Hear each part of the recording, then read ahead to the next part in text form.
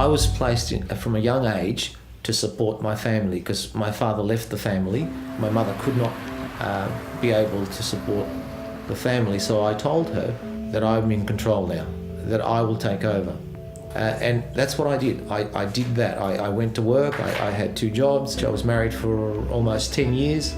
I still had this control about me that I need to control the situation here and provide for the family and be a good role model and a good father. Everything's going well.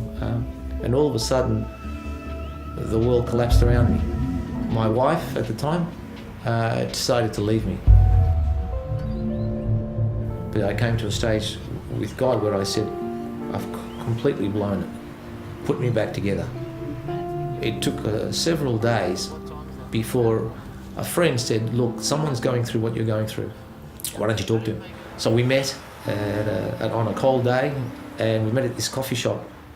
And all we did was just cry out to each other. When we walked away from that meeting, we felt lighter. There's a bit of hope because we can depend on something other than ourselves. So we thought we'd start doing this regularly. And that's how the birth of the Men's Christian Support Group began. And then God just kept opening doors. He just kept pouring himself out to us. We've got a membership now of over 200 people. Although it's a healthy growth, it also shows you how much disparity and how much pain there is out there. I think it's a calling, and I can't answer that. If God's called Harry and I to do something, it's probably because we've been broken in our life. We're called to go and share the gospel. Whether it be this much or this much, we're called to do it. I think the main point is show love and care. By you touching your own wound, you're healing me. My whole faith was cemented on the fact that I have a God who's also broken, that he understands my brokenness.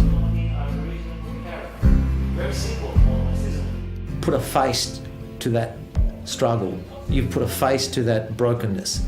And once you put a face to it, you're not afraid of it as much as you were in the past, and you're able to help yourself and others with it. Now I realise the purpose in my life, and God gave me a special calling.